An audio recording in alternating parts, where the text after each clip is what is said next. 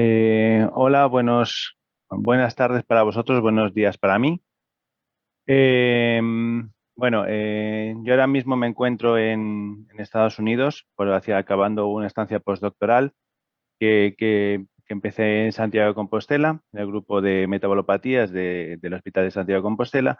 Y bueno, si voy a contar un poco lo que es el trabajo en nanopartículas, que es la encapsulación de enzimas usando como la tecnología de nanopartículas para lo que es la encapsulación de estas enzimas, sobre todo en terapias para enfermedades lisosomales. En concreto, yo me he centrado en la enfermedad de Morquio, debido a que teníamos que empezar por alguna. Y bueno, lo que es, a ver si puedo- previamente, contaros un poco lo que era el estudio para poneros en situación antes de venir aquí. Luego os vi los estudios en modelos animales que se han hecho al venir a Estados Unidos, pues a lo que vine, y los procesos tanto en la actualización como los cambios que se han hecho en la actualización de la formulación, los estudios que se han completado hasta ahora, los que quedan pendientes, un poco poneros en situación de cómo está este proyecto. En primer lugar, esto es lo que hice realmente en Santiago, que fue diseñar unas nanopartículas nuevas que eran capaces de encapsular enzimas. En este caso fue la enzima de lo que hemos hablado de la enfermedad de Morquio, el bimicin, de los sulfas alfa, en lo cual lo que se crea es una superficie, unas coberturas lipídicas, donde dentro, perdón, no sé si ahora creo que se puede ver. No sé si veis el puntero y se pueden ver mejor. Hay cosas.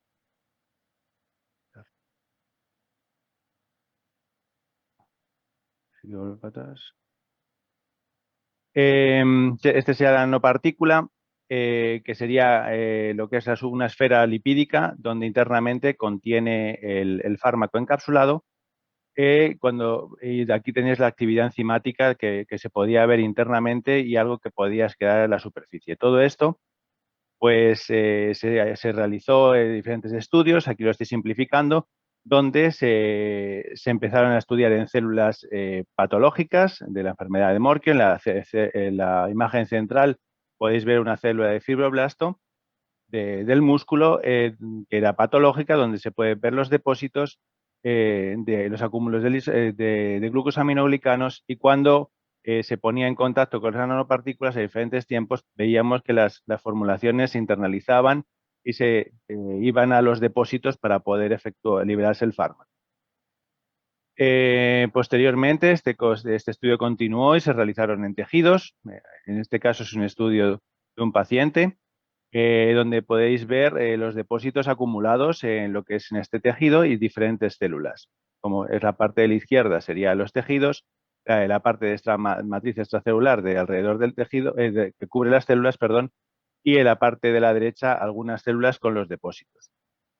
En este caso, cuando eran puestos con el tratamiento, podíamos observar que las nanopartículas internalizaban muy bien en las células y se iban llenando los depósitos, las nanopartículas iban llegando a los depósitos para, pues liberar el contenido del fármaco. En estudios sanos, de animales sanos, vimos una distribución. Aquí no pongo todos los tejidos, pero realmente llegábamos a todos, incluso usamos barrera hematoencefálica y hueso. Aquí os he puesto unas imágenes de la parte superior de perdón, diferentes tejidos, como es el pulmón, el riñón, bueno, diferentes zonas donde podéis ver por imagen de microscopía confocal, que lo que serían diferentes colorines, para ir identificando lo que es las nanopartículas.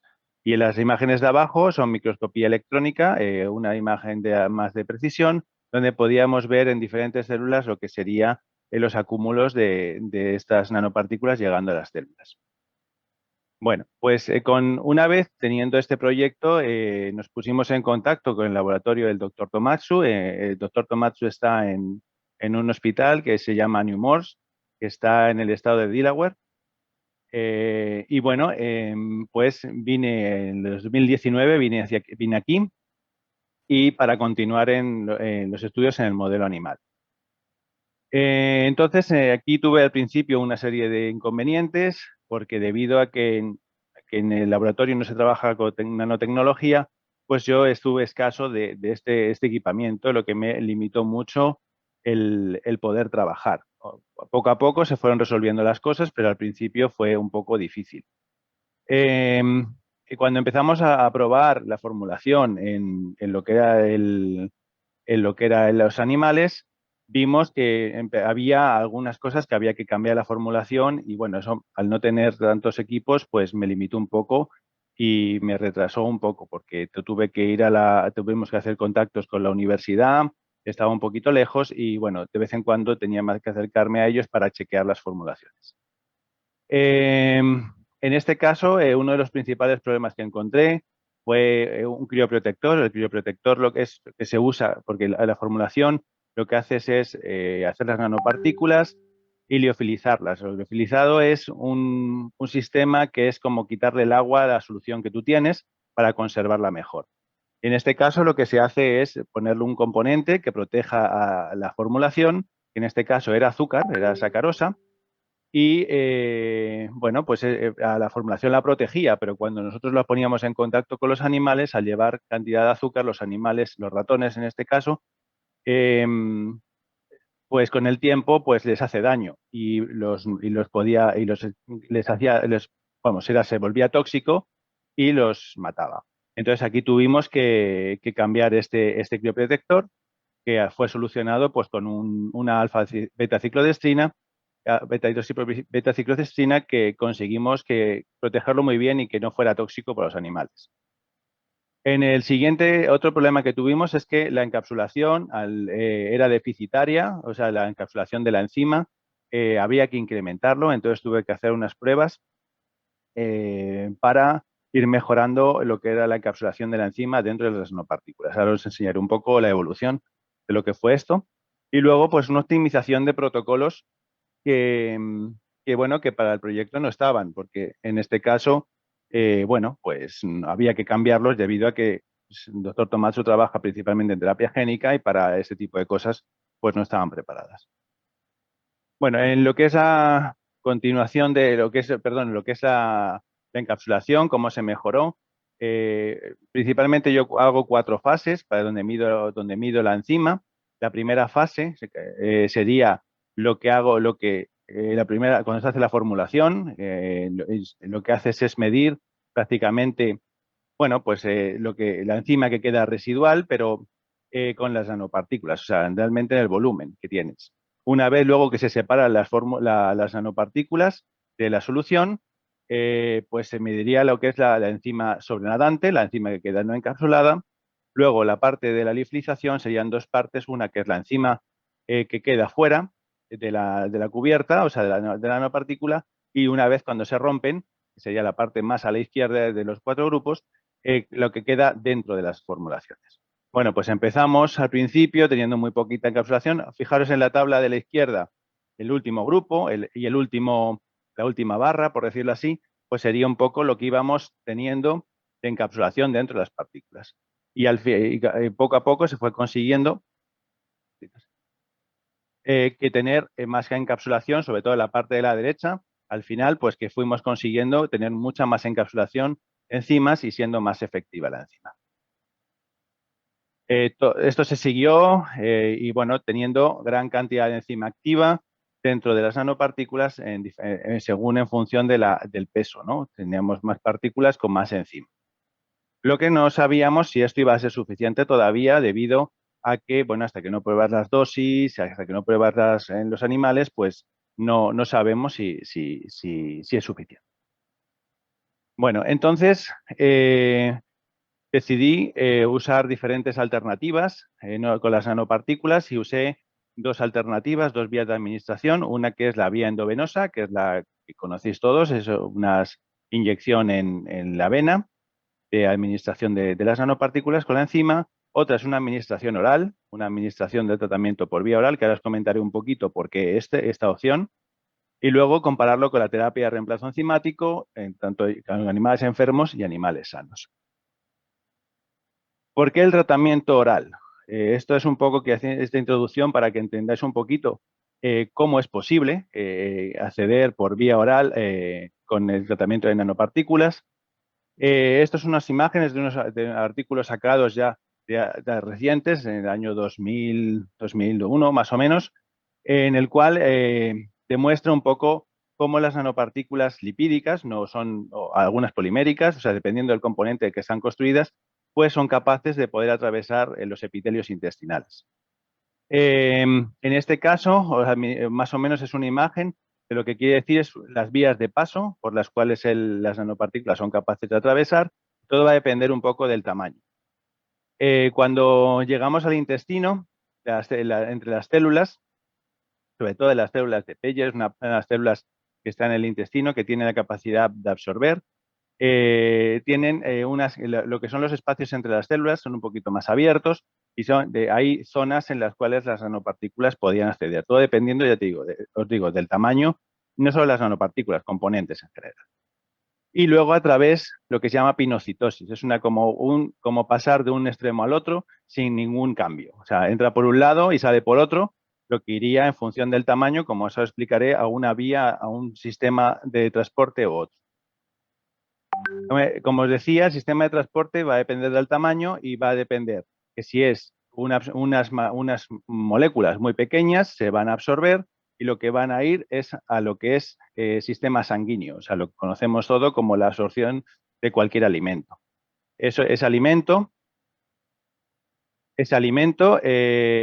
bueno, pues lo que hace es tras ir por la vía, hacia el hígado. En el hígado se metabolizaría prácticamente y luego se distribuiría por sangre, ¿no? Pero eso siempre es un proceso que degrada un paso, ¿no?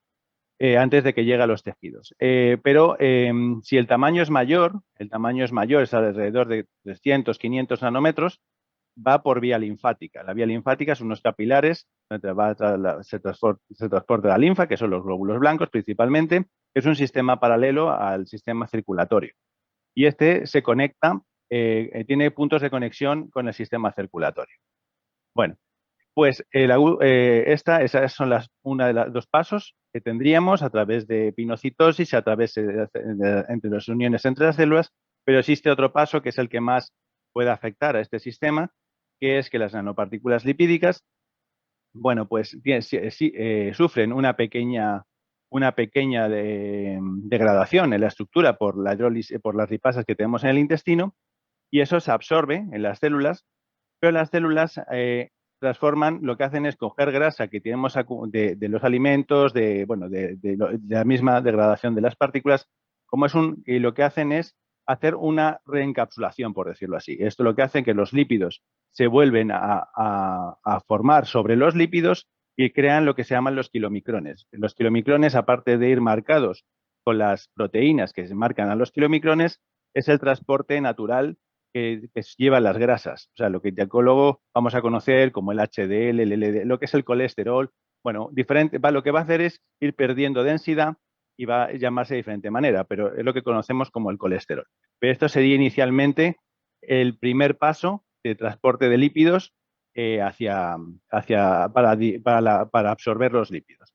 Estos lípidos son de gran tamaño, estos kilómetros alrededor de 500 nanómetros, perdón, que se absorben por vía linfática, como os he dicho, va por sistema paralelo a la circulación, no pasa por el hígado, se conecta con vía sanguínea, sobre todo en la zona de la clavícula, la zona subclavia, y ahí entraría en circulación. Y entonces lo que hace es distribuirse por todo el organismo y como último paso pasaría por el hígado. Y luego volvemos a hacer otra vez el mismo circuito, pero primero se distribuye por el organismo y luego se metabolizaría en el hígado. Bueno, pues teniendo esas dos opciones, pues sobre todo la vía oral, hay una cosa más añadida, que es el principal problema, que es que cuando pasa por el estómago, debido al pH, pues casi todo se desnaturaliza, se degrada, ¿no? Pues es la principal función del estómago, digerir para luego asimilar los componentes que nosotros necesitamos. Bueno, pues en este caso sí que habría que hacer porque no lo he podido hacer, pero debido a la tecnología, pero que está pendiente y aún así lo hemos probado. Pero para que lo entendáis, En el estómago, pues baja el pH, entonces se degrada la inmensa mayoría de las cosas y lo que necesita es una cobertura para que no que lo proteja de esa degradación. Eso lo conocéis muchas veces con los comprimir, las cápsulas, ¿no? Las cápsulas que a veces vemos tomamos como medicamentos, que lo que hace es que es proteger del estómago para que eso se libere del intestino y dependiendo del pH, porque el intestino tiene diferentes pHs, pues se va a absorber en una zona u otra. Se va a liberar en una zona u otra y se va a absorber pues en función de sea pues en el yeyuno, en el ilion, el colon, en función de la zona del pH de la zona de absorción. Para eso se crea una cobertura a través de atomizaciones normalmente, pero bueno, en este caso no se ha podido hacer, pero lo teníamos que probar debido a que tiene una oportunidad de probarlo en los animales. Ahora os enseñaré un poco los resultados. Perdón. Como pruebas preliminares, estos serían estudios en huesos de las nanopartículas a través de vía endovenosa, donde a lo mejor estas imágenes no las entendéis, pero bueno, más o menos las flechitas a lo mejor os indican algo. Esto es un estudio en diferentes animales, sería 4 horas, 4 horas en la parte de la superior izquierda, arriba veis 4 horas, 6 horas, un día, 3 días, 7 días, las nanopartículas sin romper y las nanopartículas rotas. Y esto es un gel de proteínas, en la parte de la izquierda, donde podemos ver las proteínas que tienen los tejidos, en este caso del hueso. Entonces aquí no sabríamos identificar cuál es el fármaco que ponemos. Simplemente si vemos en la columna 3 que pone Vimizim, sería a la altura donde tendría que estar el medicamento. O sea, a esa altura es donde deberíamos encontrar el fármaco. En la parte de la derecha, lo que es el Western blot, es una reacción que busca con antígenos específicos, donde podéis ver sobre todo en la calle 3, donde veis pone Vimizim, que es una marca grande, y en la última pone RIPA, que veis que donde estarían las nanopartículas con el fármaco encapsulado ya liberado.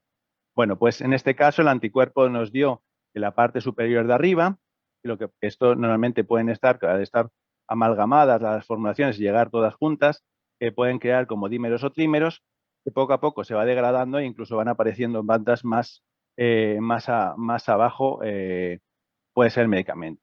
Cuando hicimos la actividad enzimática, vimos incrementaba con el tiempo, porque debido a la degradación que va sufriendo pues, las nanopartículas.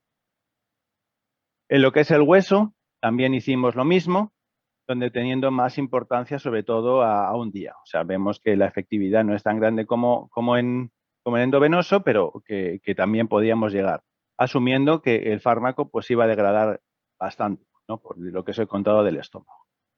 Bueno, entonces para ello pues empezamos con experimentos en los animales, en animales enfermos, donde se probaron los diferentes grupos que os he comentado anteriormente.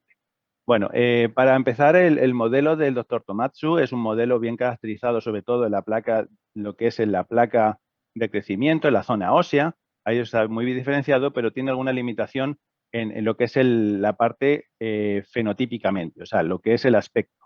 Genotípicamente, lo que es el gen sí que está muy bien caracterizado, pero fenotípicamente en aspecto no se ve tanto lo que es la patológica. Tiene esa pequeña limitación ya que se quedó hace bastante tiempo. Entonces, en ese metieron diferentes grupos, la vía endovenosa, que se usaron 5 machos, 5 hembras, se administró una dosis, la vía oral, fueron 4 machos y 4 hembras, se administraron 2 dosis por semana, los enfermos no se metieron 3 machos y 3 hembras en el grupo, que no se les hizo nada prácticamente, quitando las dosis necesarias de coger de sangre, las cosas básicas, vamos. La terapia de reemplazo enzimático, aquí tuvimos algún inconveniente, hubo muchos animales que se murieron, pero no es debido realmente a la enzima, es un poco porque se realizaron detecciones de anticuerpos sobre lo que es la enzima y no estaban elevados después de la muerte de estos animales, y es un poco, le está pasando un poco a lo que os comentaba yo del crioprotector anteriormente que me pasó a mí, que yo usaba azúcar y el azúcar con el tiempo, pues los animales se morían. Pues en este caso le pasa un poco igual. Llevo un excipiente que se llama polisorbato 20, que es también es un tensoactivo, lo que hace que se conserve bien, pero que cuando tú lo administras varias veces durante mucho tiempo, pues a los animales, no a los humanos, pues no está bien testeado, pues tienen algún inconveniente. Entonces aquí no tuvimos un grupo grande para hacer el estudio, pero bueno, algunos tuvimos. Ya te digo, ya os digo, no tiene nada que ver con la enzima, sino es más con los componentes que lleva que afectan a los ratones. Hay cosas que afectan a los ratones más que a los humanos y viceversa, ¿no? En este caso, pues no se puede tener en consideración que la enzima esté mal. Y en parte en humanos está muy bien testeada. Perdón. En lo que es animales sanos se metieron 3 machos y 3 hembras y bueno, el estudio fue durante 4 horas, empezando en 4 semanas de vida hasta las 16 semanas de vida, lo que fueron 12 semanas de estudio, ¿no?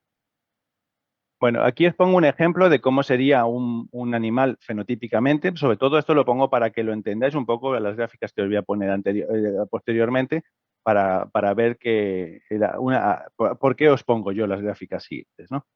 Esto es un animal se ha usado para hiposfosfatasia y también con la terapia de reemplazo enzimático, donde veis que sobre todo el crecimiento va a ser importante a la hora eh, de dar un tratamiento.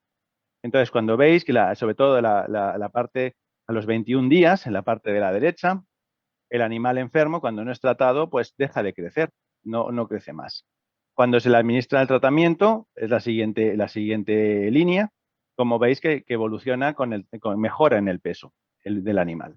Y en este caso, la enzima no es de todo suficiente comparado con el sano del animal, ¿no? Así podéis ver las diferencias del peso y en el tratamiento que sí que afecta a lo que es durante el animal está vivo, ¿no? Porque es un indicador importante para ver si el tratamiento funciona o no.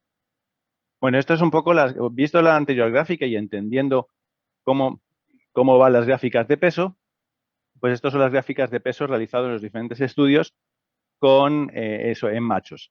Las siguientes serán de hembras. En principio, por los tratamientos de vía endovenosa como vía oral, si veis en la parte de izquierda, empiezan mucho más bajo en peso en la semana 4 y van creciendo o sea, van cambiando el peso en función del tiempo y se van.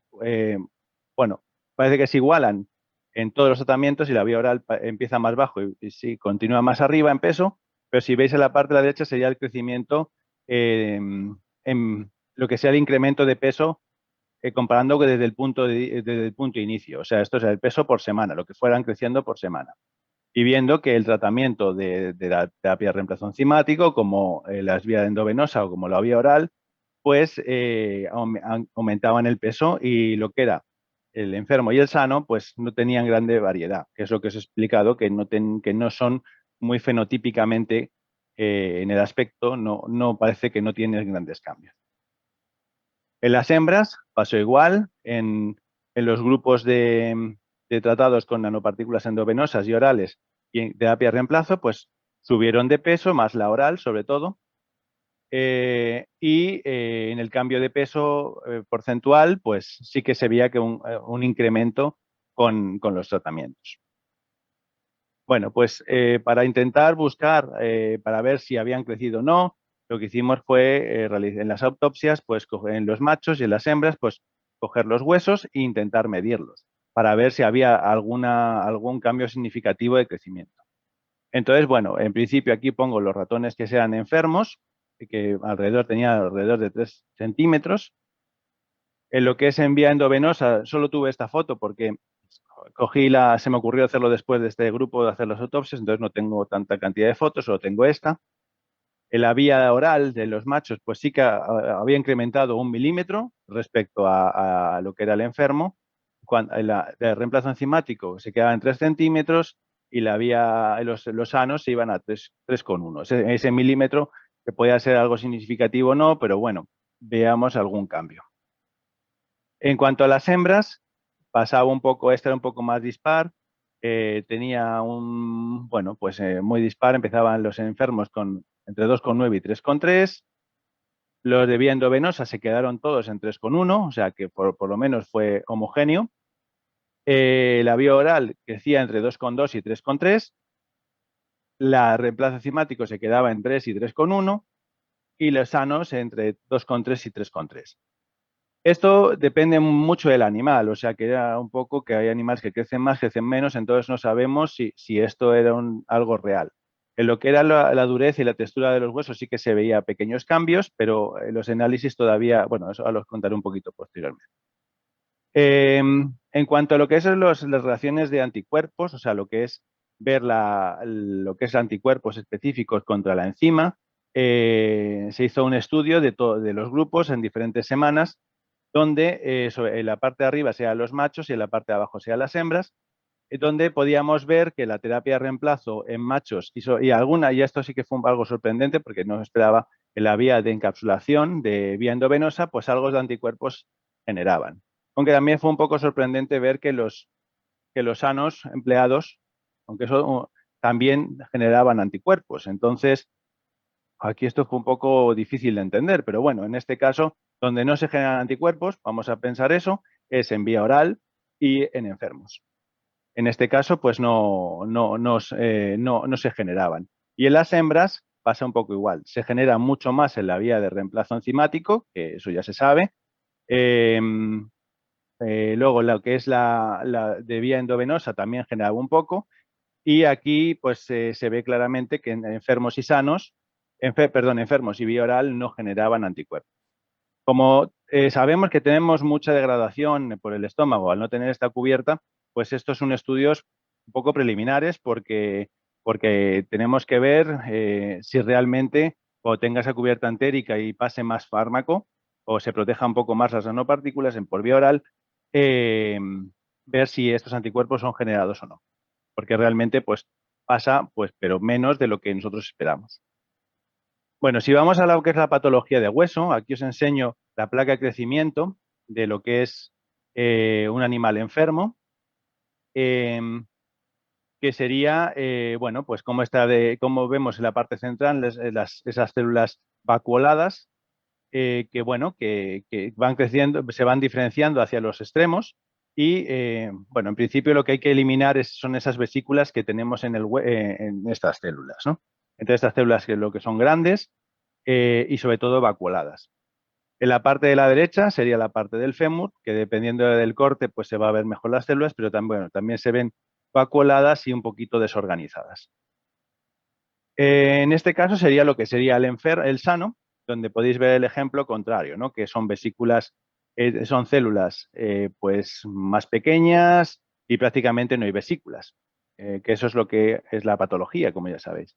Y en la parte de la derecha, lo que sería el fémur, donde podéis ver también pues las células pequeñitas, casi todo teñidas y, bueno, pues sin vesículas prácticamente. Estos son los tratamientos realizados para terapia de reemplazo enzimático, donde vemos que algo llega, o sea, algo llega de fármaco. Lo que pasa es que no se va a deshacer todas las vesículas que tenemos, porque las células son más pequeñitas comparadas con el enfermo. Y en el fémur no hay tanta afectación, pero todavía, bueno, pues, perdón, hay más afectación porque tenemos grandes vesículas en todas las células. Bueno, en lo que es tratamiento oral, hemos llegado parcialmente también, porque sabemos bueno, que la dosis de la encapsulación todavía no sabemos si era la correcta o no, pero bueno, conseguimos llegar a hueso y eso también va a ser positivo, pues si conseguimos llegar a hueso vamos a llegar a muchas zonas vamos, a muchos tejidos. Y bueno, pues aunque todavía te quedan vesículas, pero bueno, es importante saber que un tratamiento oral puede llegar. Y en el fémur, pues no llega tanto como nos gustaría, pero bueno, todavía esto es un estudio preliminar y fue el primer estudio que hemos hecho con los animales. En la vía endovenosa también llega, pero también todavía seguimos teniendo vesículas, en los cuales todavía pues, no están ajustados los parámetros y había que mejorar incluso también las formulaciones. Y lo mismo que pasa en el fémur, no están del todo, no está llegando del todo. O sea, conseguimos parcialmente un efecto, pero no todo el deseado. Entonces, como conclusión de este primer estudio, pues sabemos que hay que incrementar las dosis y sobre todo que optimizar la protección gástrica de la vía oral y sobre todo también esto, que es una cosa que ahora cuando llega a España, porque yo el mes que viene ya vuelvo para allá, eh, pues es mejorar, usar un método que nos permita encapsular todavía más enzima, porque seguramente yo estoy usando un método muy artesano en este caso y posiblemente estamos poniendo formulación que incluso no lleve enzima. O sea que no todas las partículas que ponemos tienen enzima y eso nos ayudaría, si mejoramos el método, a que más enzima, por lo menos en partículas que lleven enzima, pues va a ser mucho más efectivo. Como pruebas pendientes que nos quedan realizar aquí, que bueno, que yo ahora me voy a ir, ya os digo, pero esto me lo enviarán en cuanto lo tengan, pues será los análisis de, de glucosaminoglicanos, lo que es las imágenes de patología y lo que es el estudio de la mínima densidad ósea para ver el tejido. Ya voy acabando, que ya me están llamando la atención. Como lo último que vamos a realizar en Santiago a la vuelta es caracterizar la formulación para poder, bueno, las cosas que se han hecho aquí, que no sabemos si que se han podido trastocar debido a que no tenía todos los equipamientos, pues hay que volver a recalibrarlos, usar un método mejor para conseguir el mayor rendimiento, las nanopartículas orales conseguir esa cubierta, hacer un marcaje de la enzima para saber exactamente dónde está la enzima, ya no solo la nanopartícula, sino la enzima, y bueno, si tenemos estos buenos resultados, pues habrá que intentar probar otra vez el modelo animal. Y como último, dar las gracias pues a todas las fundaciones, asociaciones que han podido ayudar a realizar este proyecto, al doctor Tomatsu, al doctor Francisco Otero, que es el decano de la Universidad de Farmacia, y junto con la doctora Couce, que conocéis todos, posiblemente, fueron mis directores de tesis, y al doctor Colón, que fue siempre mi mentor en enfermedades lisosomales y que sigue teniendo un muy gran aprecio, y espero verle pronto. Así que muchas gracias a todos y espero no haber comentado algo interesante, y cualquier cosa que tengáis, pues estoy a vuestra disposición.